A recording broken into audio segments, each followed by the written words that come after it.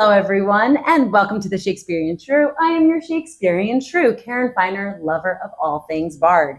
This podcast is a decorum-be-damned entrance into understanding Shakespeare's stages, for there are many of them, and all the players on it. We are at OSP in the Paseo, in the not new, but very much improved Mermaid Tavern. And so we are going to be talking with some of our amazing cast for Merry Wives of Windsor. We have Lance Marsh playing John Falstaff, and the eponymous characters are Merry Wives themselves, Lindsey Rollins and Denise Hughes. Thank you so much for joining us for this. Thank you. Thank you for having us. So I have to start with Merry Wives because this is actually my first time seeing Merry Wives because it's not done as frequently as a lot of the other comedies. So why might that be? Why is this one an underrepresented comedy, as it were? Okay, Lance, correct me if I'm wrong. No, I'm sure you're right. From what we were led to understand is that this one was actually written for more of the commoners. So it's not, there's no royalty, there's no court intrigue. It's just everyday people and living their lives in this little tiny town of Windsor.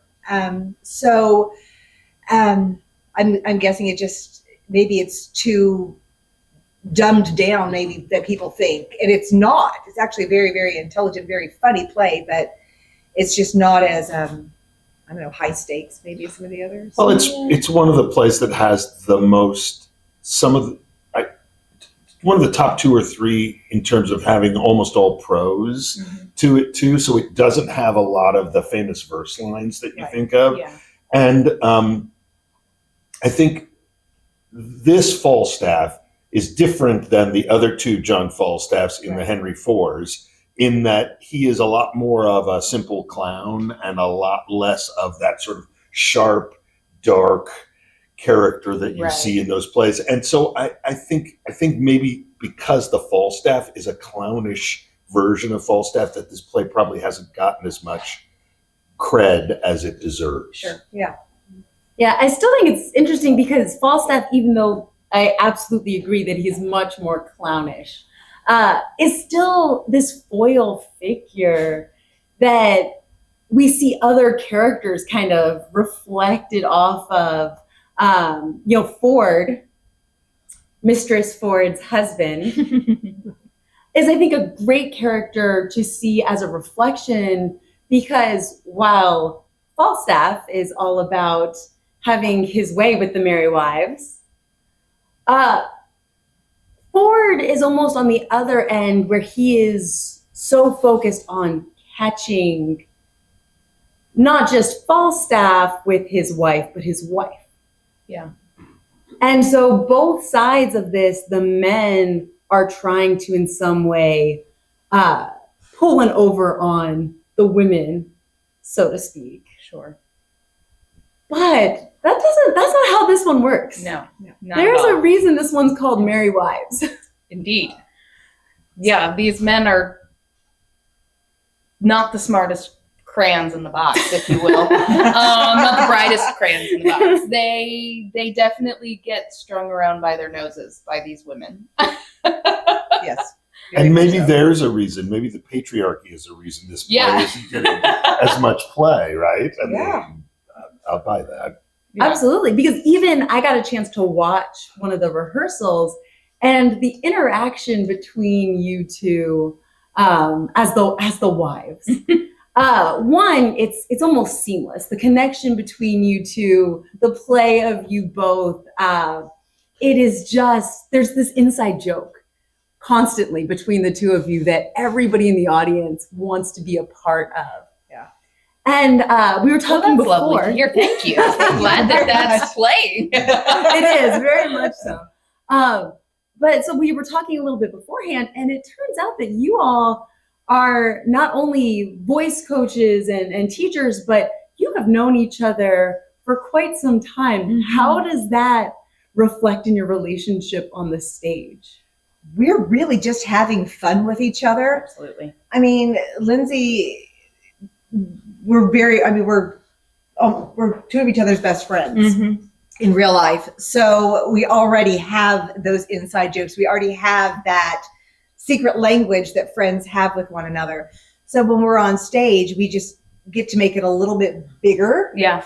To include everybody else. But, whether we have an audience or not, we're going to have fun up there. True. So. Yeah, it's lovely to get to lean into a relationship that's already established, that we don't feel like we have to produce something, right. Which often that happens as you go through a show. You develop those relationships, but it was really nice to know that we were just going to get to come in and mess around and have a good time. Yeah. So how does it feel to be the butt of all their jokes? It's a big butt. Yeah, no, it's fun. It's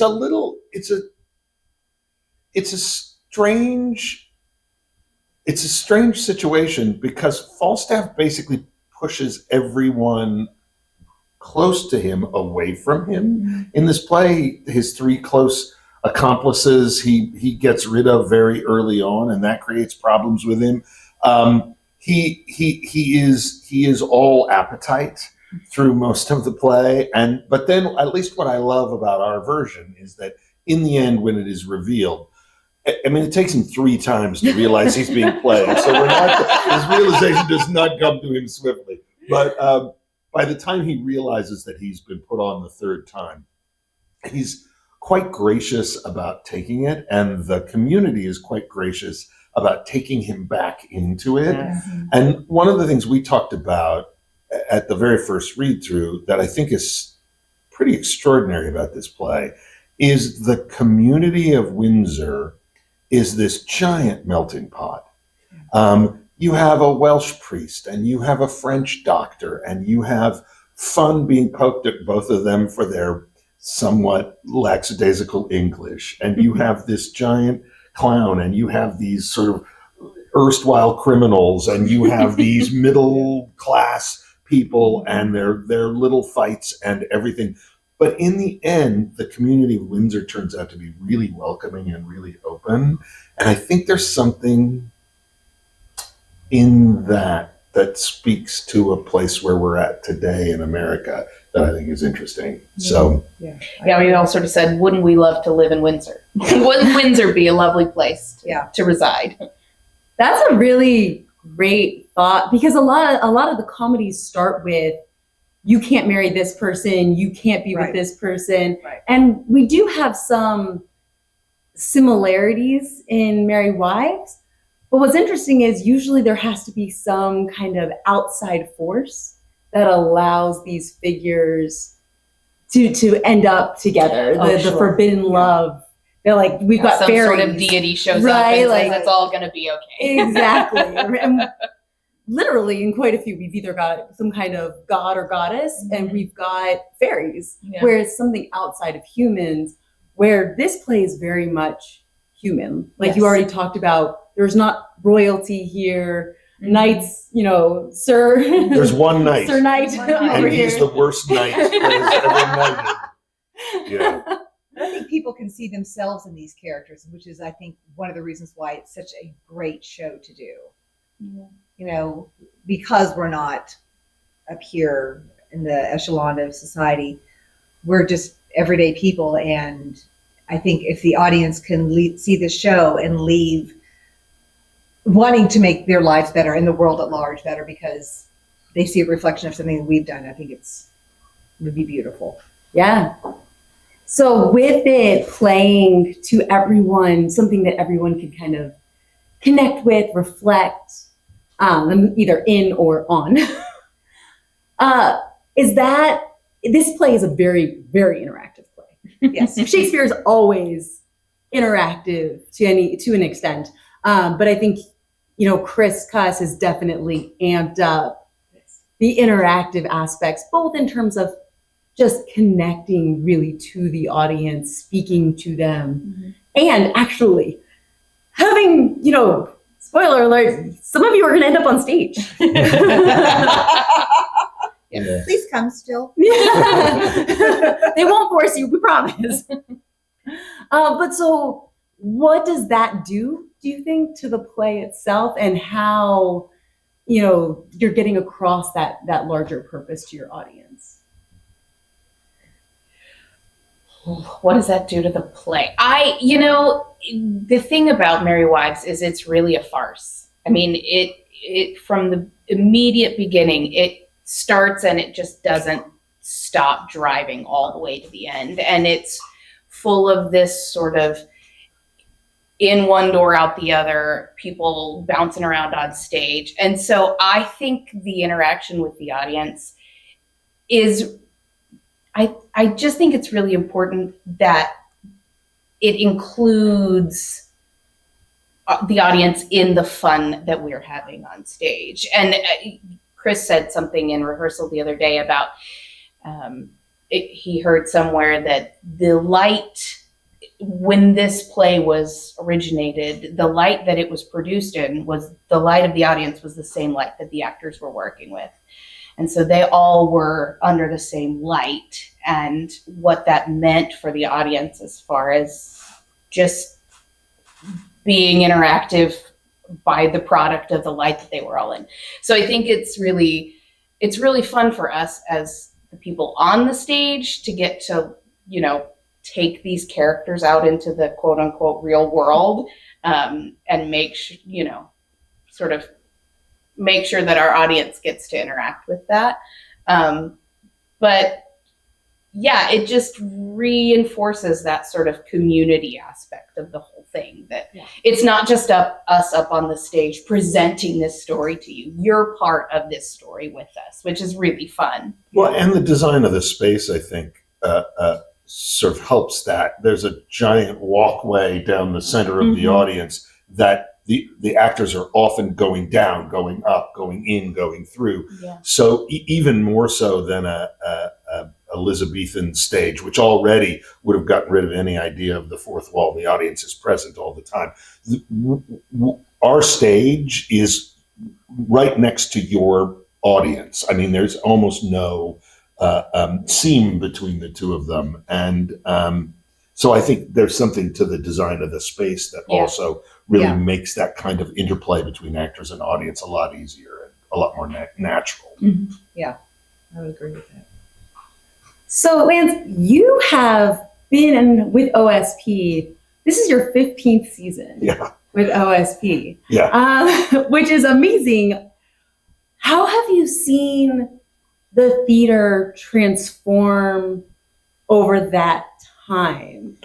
Or has it? Oh, yeah, it's transformed a lot. I mean, when I first got involved with the artistic staff 15 years ago, we had just started playing out at the water stage in the Myriad Gardens. And we spent years out there, and that space really defined the kind of work the company could do. During COVID, Catherine and Tyler did this amazing transformation of this space. They took over this whole space where they just had offices here before. They built the indoor stage. They transformed the outdoor space, which was literally a parking lot and a garbage dump, into this beautiful outdoor space that is very much like where the company started out at Hafer Park up in Edmond all those years ago. I came after the Hafer Park days, but still that sense of having an outdoor space that an audience can come and spread out on the grass and bring a bottle of wine and just enjoy this language and these stories being told in a really beautiful space has been a huge transformation of the company. So we're much closer to the audience this way. At the water stage, there was literally a moat between us and the audience. And working out there as a director and as an actor, I vastly prefer the Shakespeare Garden.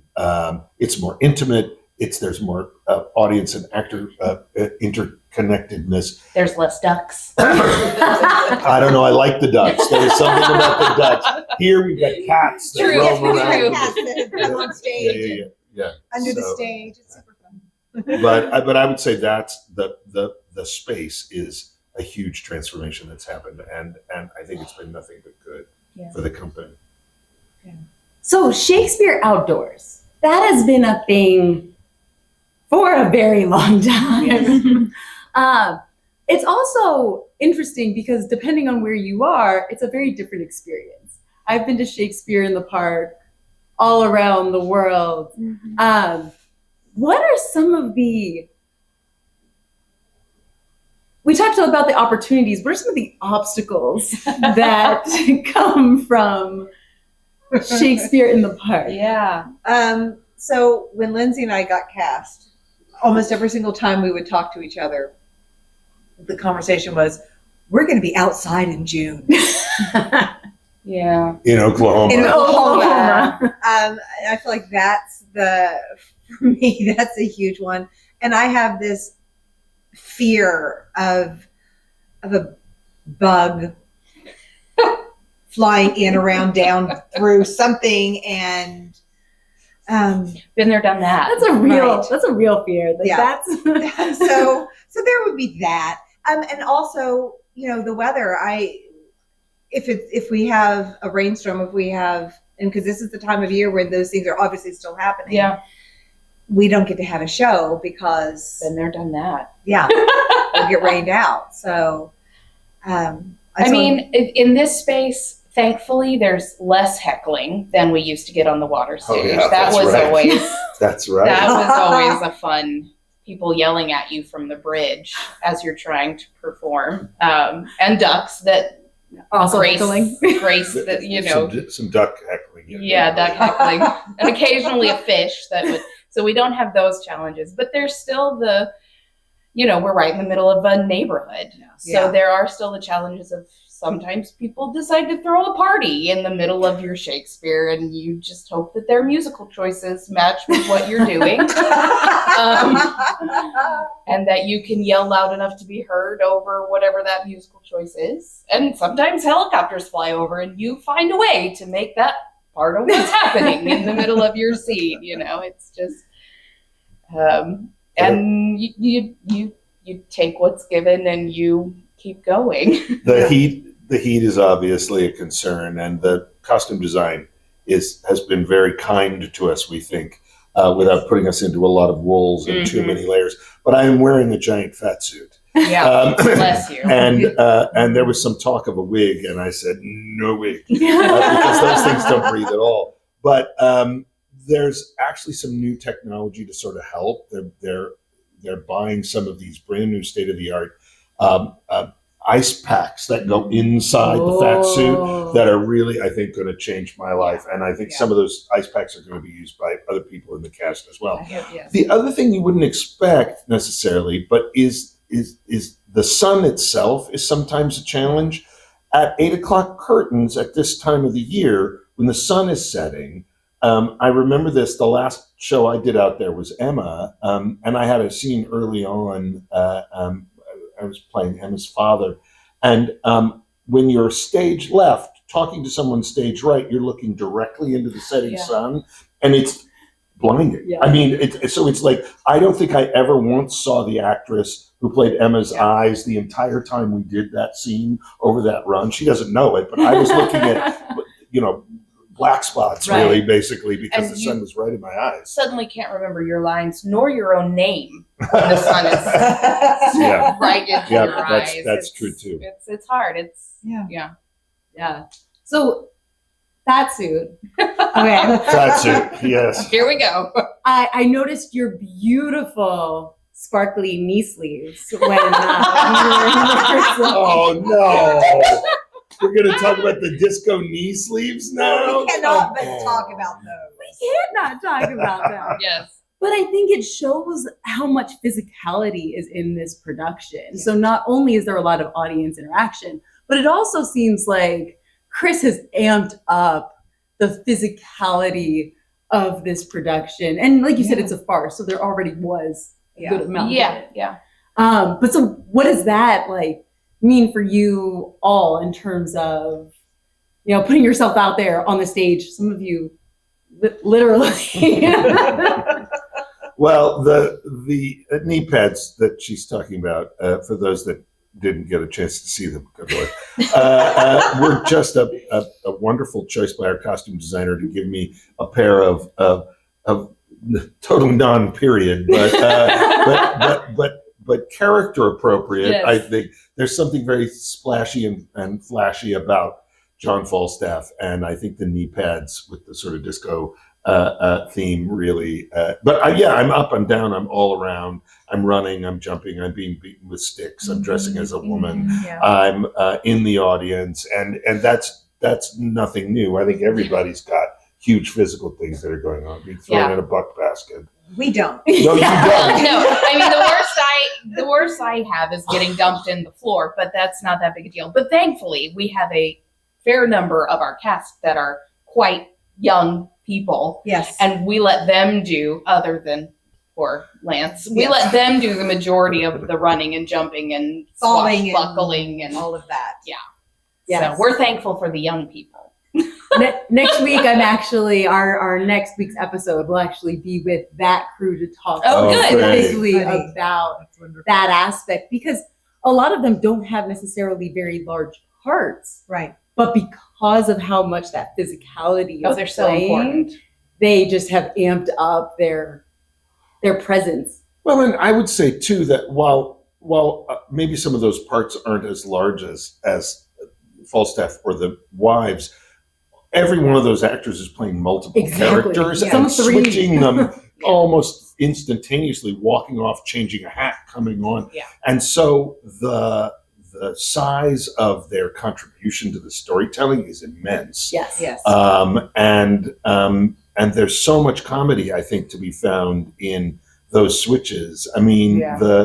the somewhat gruff character of Master Page turns into this idiot servant boy, simple in an almost literal drop of a hat and then back, and you see those kinds of moments again and again, which I think are another big part of the selling point of this particular production. Is we're doing the whole play, which has a massive number of characters. It's one of the biggest cast lists in all of Shakespeare, and we're doing it with 12 actors. Yeah. So and even like OSP, it's one of the largest casts they've had in quite a while because of that. So I think other than the three of us, there's only one other actor who plays one character. Yeah.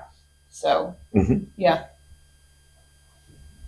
Everybody Sir else Hugh, is, I believe. Oh, I was Sir gonna Hugh. say, Sir Hugh. Yeah, Everyone yeah, else yeah. plays at least one or Ford is four. playing a True. separate character, but he is It's still himself. but as Ford. Yeah. But he's also No, one of I know. the Yeah. henchmen. Oh, that's right. Of He course, he's starts playing off him. I as- forgot about that yeah, completely. yeah. Oh no. So, Yeah, no, everybody. You're right. Everybody. Yeah. Everybody but the four of us. So I was talking to Chris about the play, and he was like, "Yeah, we're going like 1920s vaudeville, Muppets." yes. And I was like, "Okay." Isn't that a combo that just naturally goes You go together and you together? think, yes, Of course. Yeah, why didn't I think of that? right. So when this concept was explained to you, did it help you kind of ground yourselves? Did it? Because again, that was for me one where I was like, I'm gonna have to see that. Once you started on the stage, it made sense. But when he said it, I was like, huh. I mean, speaking personally, again, I don't know that necessarily affects how I see my character, because we are the two, the straight characters, right? For all intents and purposes, we're not goofy. We don't do stupid human tricks. We aren't crawling around on the floor. All of our humor is intellectual. So, ish. Text-based, at Yeah, least. yeah, okay, all right. There we go. There. So that might be a better question for Lance. Well, Yeah. it's interesting. I've played both of the other Falstaffs, Henry 4, Part 1 and Part 2, 20 years ago. So the sort of question was, how much of that did I want to take into this? The time period certainly gave me some ideas. What struck me was that this Falstaff is a little bit of a dandy. He thinks he's a lot slicker and a lot smoother and a lot more of a as we would say today, a playa, and I think the period and the costume and the feel of that period would give him that opportunity to do that. And so that was a useful place to start. Yeah. The fact that I'm sort of lifting my sternum and walking around like a much thinner, much more I'm a pencil inside of a giant pear's body, right? Do you know what I mean? If that makes any sort of sense. It makes perfect sense. So, and I'm not sure I would have found that had it not been for the period giving me Right. that option to sort of dandy him up a little bit. And I think the Muppet just, for me, gave me a sense of like the energy that he wanted this to take on, especially with the secondary characters. Yes. and how, I mean, even in their names, Slender and all of these Shallow. and these that you look at those and you go, that's not a name, but it's very much a description and an embodiment of what that character should be. And so putting the Muppet on top of that just sort of, brought that energy that I think we're trying to achieve with our production. So Agree. And so you seem to be the disruptor, right? You are the disruptor of relationships. You even talked briefly about how in the beginning you already started separating yourself from your, we'll call them minions. Yeah, that's good actually. Yeah. So with that, what is this play? Because this play says a lot about relationships.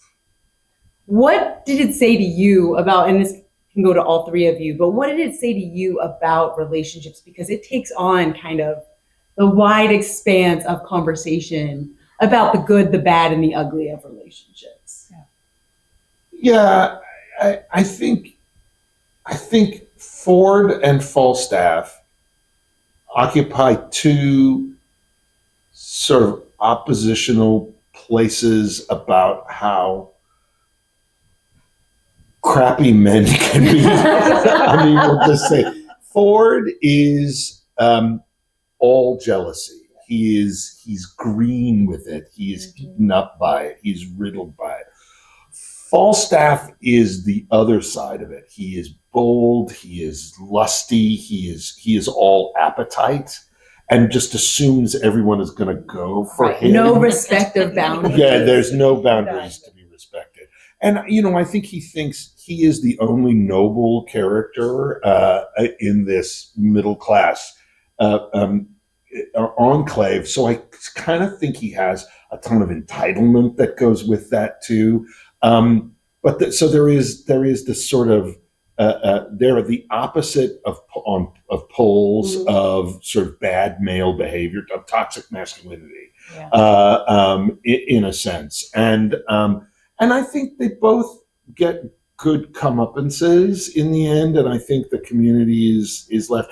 But I also think that, and this gets to, especially to what Denise's character is doing, is there is a secondary story about marrying off the Page's daughter, and the Page, while Mistress Page is on the good team when it comes to Falstaff and Ford, she isn't necessarily entirely on the good team when it comes to her daughter. No. And so then you have not only sort of issues of toxic masculinity that are being dealt with, but also parochialism, parental overreach and ageism, and a lot of so there's some very interesting lessons to be learned in this.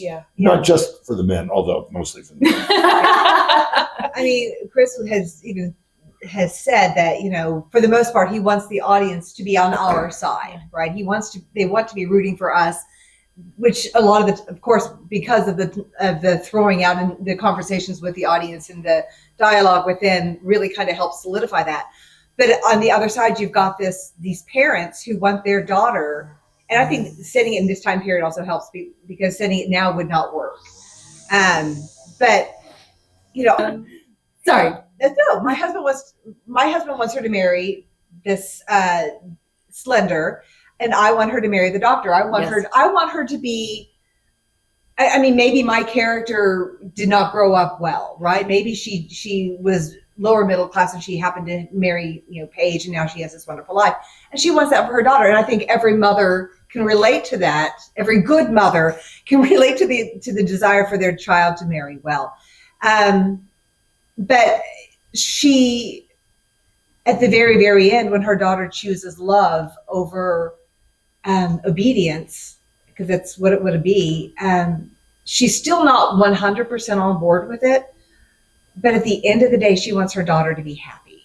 And so even though this is not the person that she would have chosen for her daughter, even though this is not the life that she would have wanted her daughter to have, her daughter's happiness means more than any prejudice or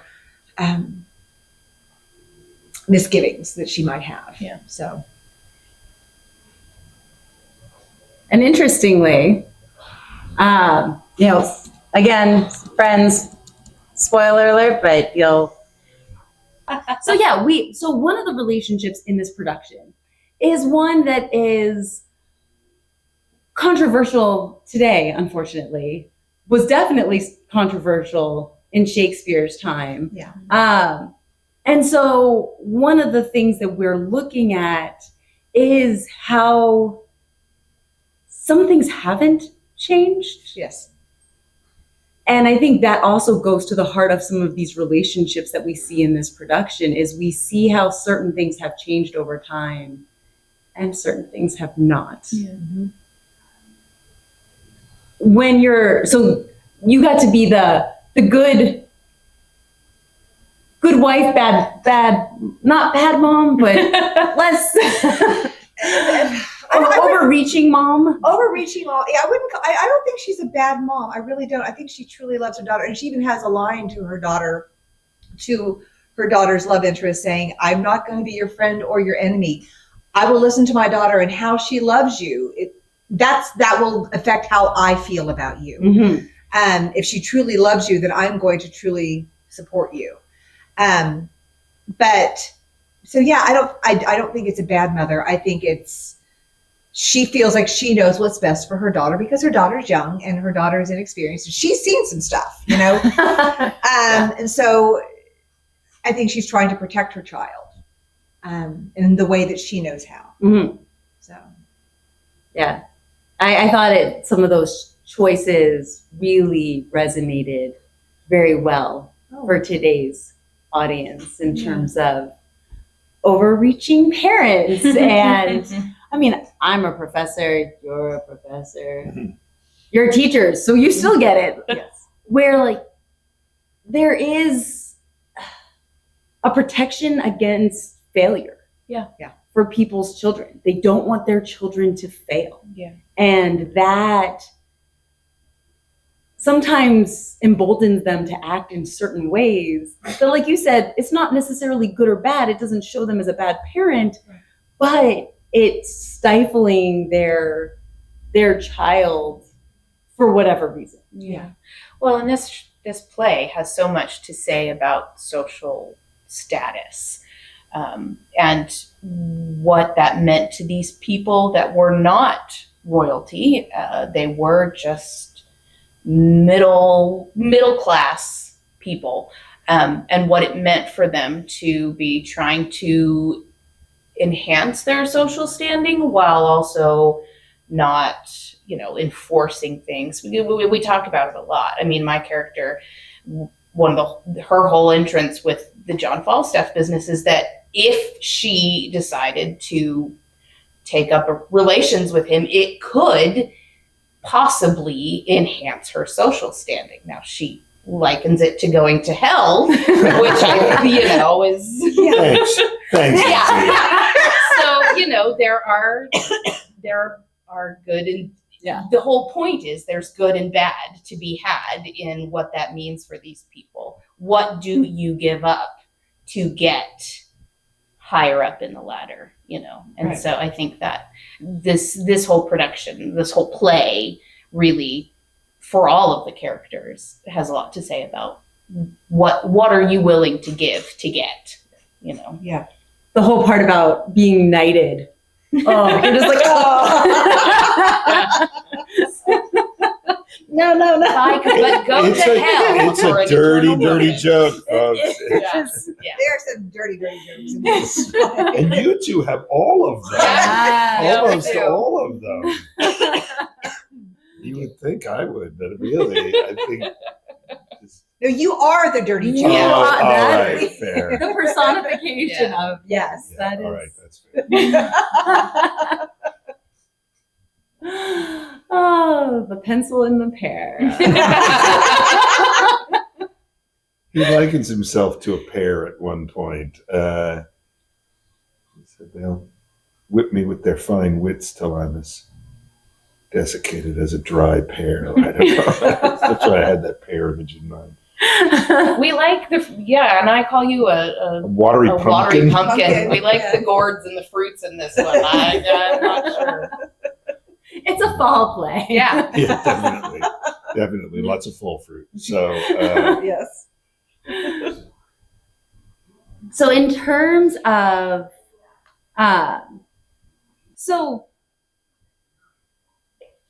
hierarchy, success, all of those elements.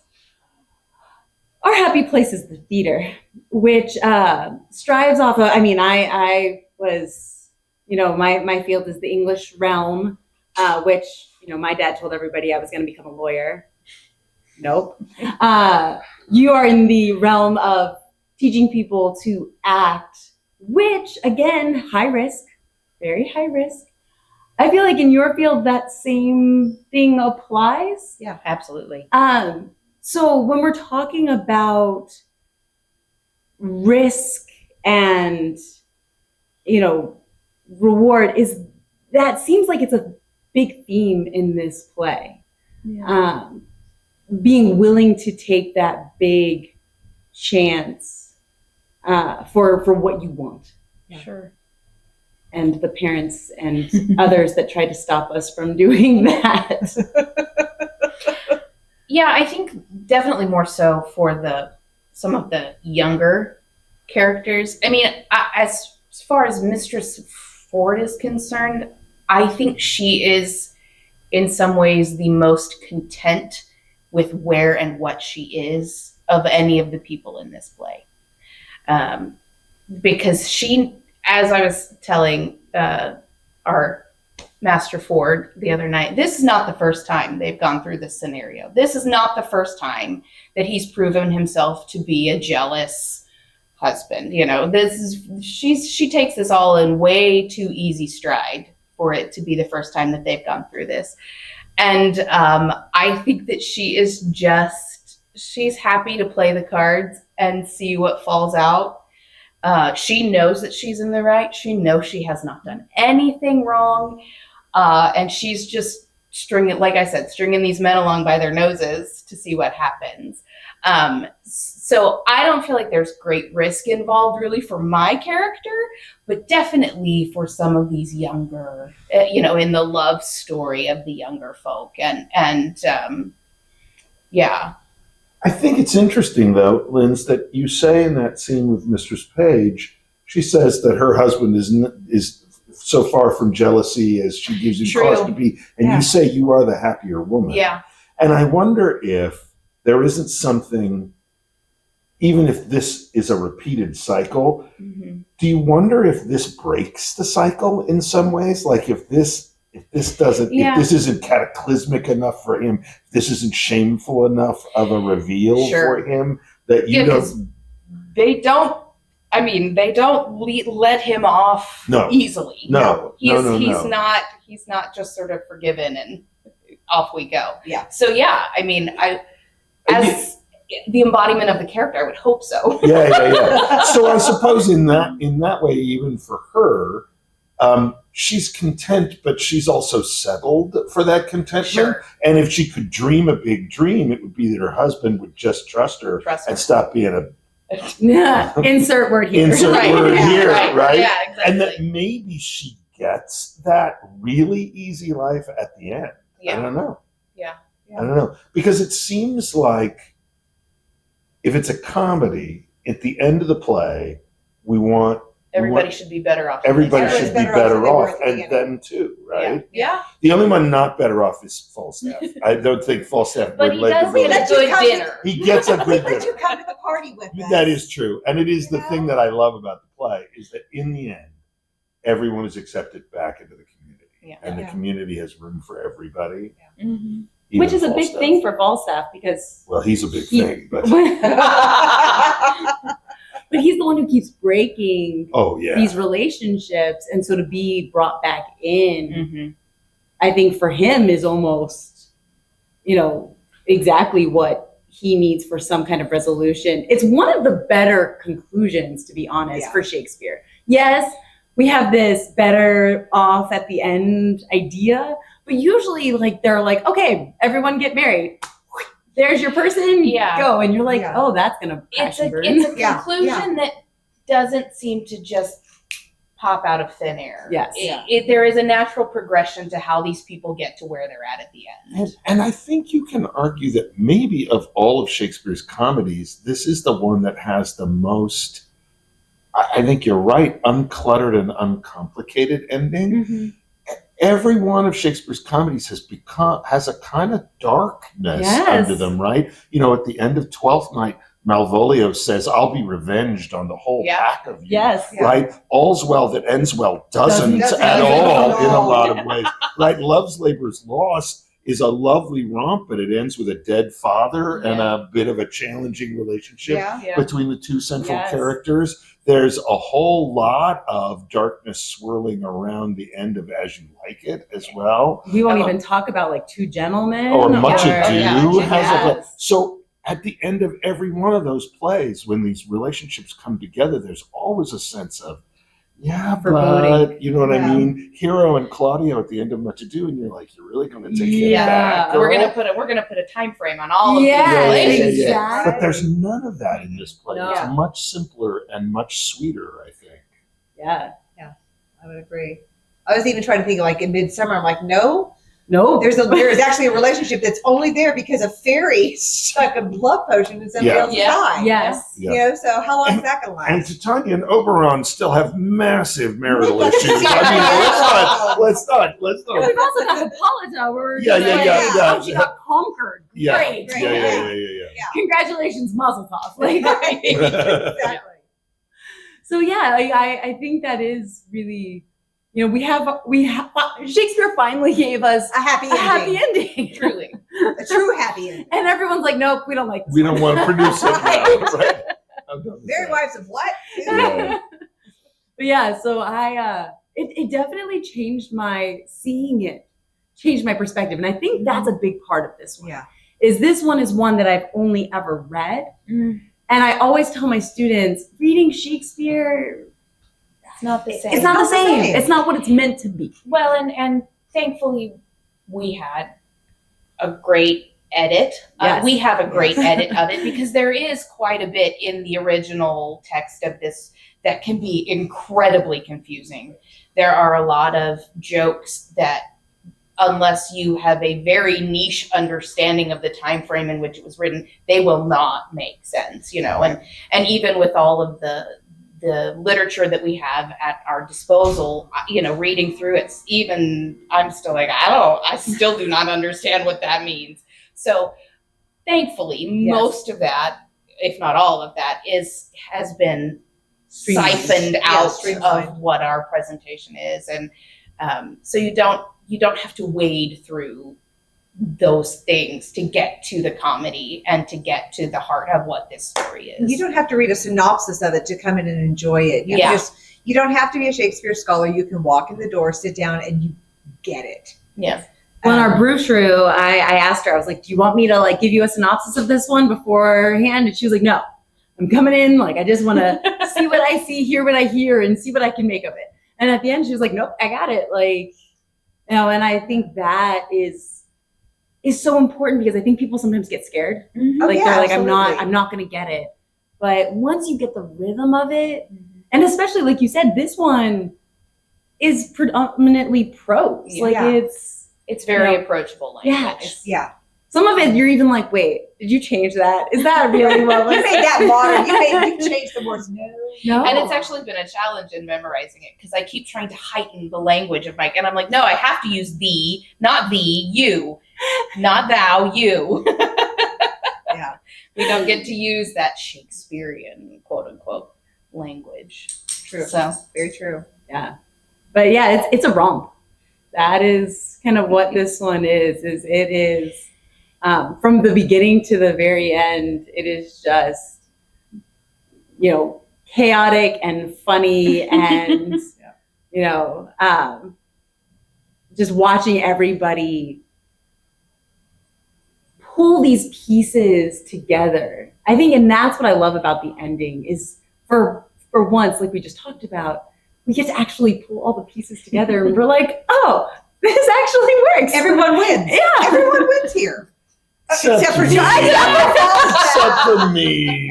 There's a lusty wins out for Falstaff somewhere. Well, No morals. yeah, we don't know. I mean, maybe he and Mistress Quickly. That's what I was going to There's say. certainly talk about that when you go back into the Henry Fours, but yeah,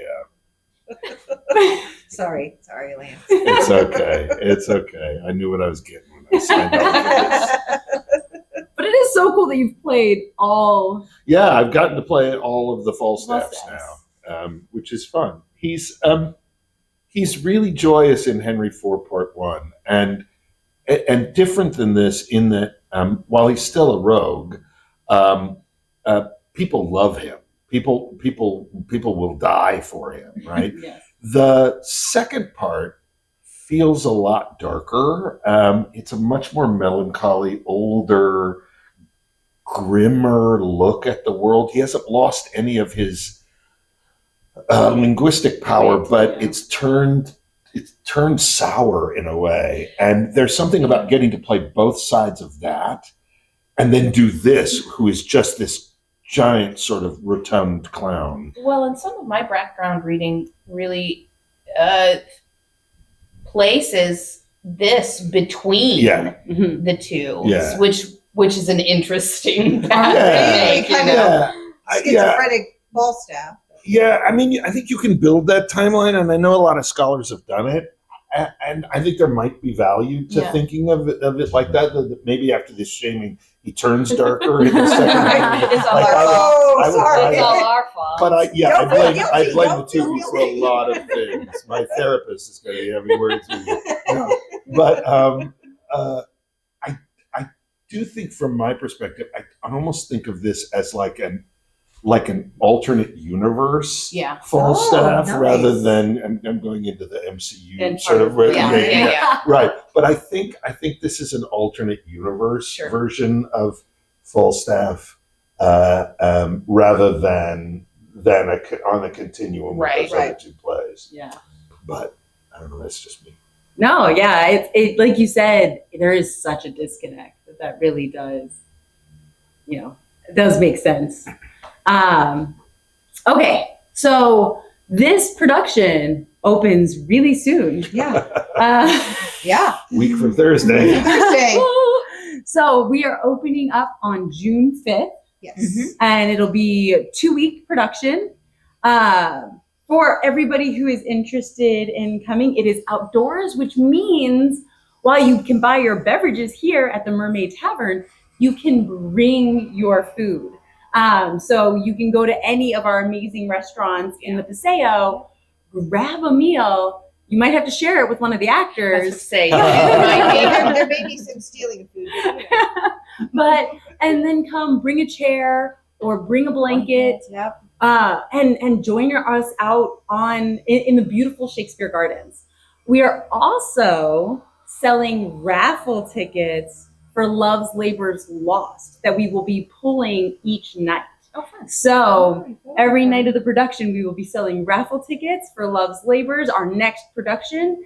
And then at the end of the show, or at the beginning of the show? It's if you bring a friend. So you can buy one. Yeah. So you can either buy a raffle ticket or you can bring a friend who has never been here to the Shakespeare Gardens before. And you get a raffle ticket. And you get a raffle ticket. So there are many ways to get raffle tickets, many ways to play. And so we hope you'll come. We hope you will bring a friend, or maybe you're the new friend. Maybe you're the one who has never been to Shakespeare I have a Gardens friend coming before. from Colorado. Oh, cool. Wow. So now you have to contend with a friend from Colorado. No, near or far, it doesn't matter. We just are looking for, We're new gonna find faces to find our Shakespeare Gardens because it's beautiful and too many people don't know it's there. It's truly a treasure in the city. And we want to just pack this because the more people are here, the merrier this production will be. See what you did there. So I want to thank you all so much for coming and sitting down and chatting Merry Wives with me. It was such a fun conversation. I've had so many new perspectives and it makes me so excited to see the production again. But yes, so all right, everybody, I will see you very soon. Just remember, all the world's a stage and you too can be a shrew.